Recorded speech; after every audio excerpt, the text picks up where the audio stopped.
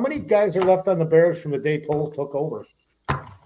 I was gonna try and look that up. I just haven't had the time. I'll get the roster in front of us just so that we could take a quick look. Off the top of my head, I'm thinking There's Jenkins. four. There's four, right? Tevin Johnson, Jenkins, Larry Borum, oh yes, Jalen Johnson, and Cole Kmet.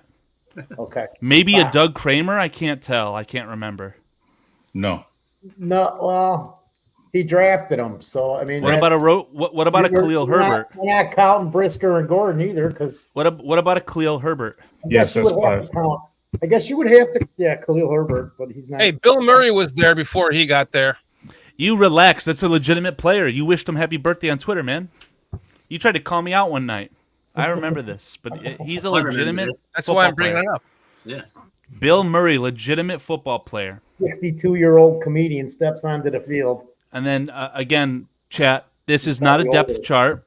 And please keep an eye on the last updated. There's an additional linebacker. I don't know what that linebacker position would fit or where this player would fit into, but they did sign a linebacker in the past week or so.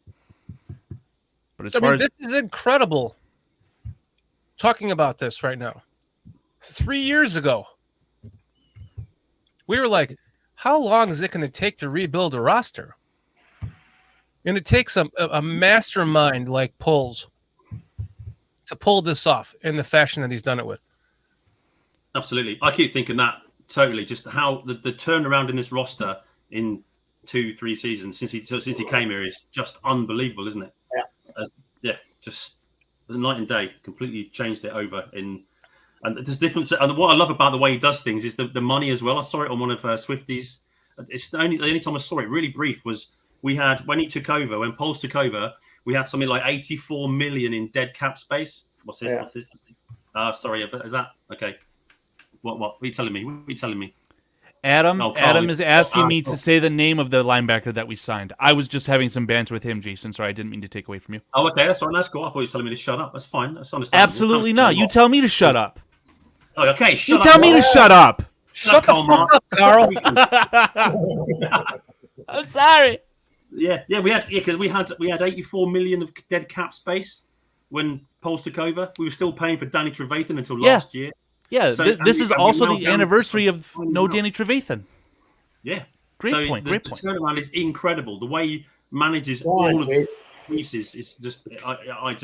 He's doing an amazing job. He did exactly what I wanted Pace to do when he came in. I was like, trade Forte, trade Hester, trade blah blah blah, trade Cutler. Do whatever you can to get picks and build through the draft, start over through the draft. And yet he did none of that. Here's another thing. This line is the exact opposite. He said he was going to build it. I was just going to say it.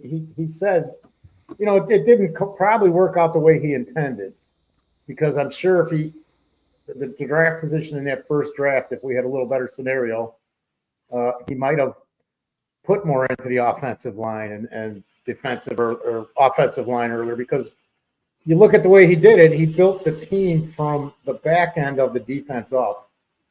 But that was just because of that draft scenario. I remember that first draft scenario, I was so into it. And after they had gone through the first round, I literally sat there with all the little dumb shit I got, right? And I went through the stats and everything and looked at every player available. And I literally picked Gordon and then Brisker in that draft. So, just what he was the way he was forced into doing this from not the approach that I had originally anticipated prior to that first draft.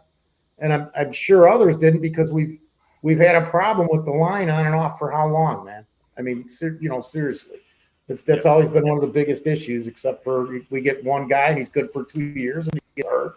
And then we get another good guy and something happens, or he's gone and plays better for somebody else. But so, I said this, man. Poles, I knew it when he came in. I said, finally, somebody mentioned it last week, the best damn GM that we could get since Jim Finks. And I wholeheartedly agree with that, dude. We've been very fortunate that the Bears actually took some good steps after Ted Phillips decades long debacle. to put some of the right people in position to put this team in a position to be, an annual contender. I'll shut the hell up, man, because I had like three. Just what do you guys think? What do you guys think? We believe that we're at that point. I mean, we believe they're a playoff team. I believe they're a Super Bowl winning team, the first to become the first Super Bowl team with a rookie quarterback of all time, because that's just how I believe this kind of weird serendipitous shit works out with a team like this. I mean, it's probably not going to happen. I'm not banking on it, but I'm just saying, like, that's how this kind of shit happens. It's just like, what? Wait, what? The Bears? The Bears won a Super Bowl with a rookie quarterback? The Bears? It's just, that's how it would be.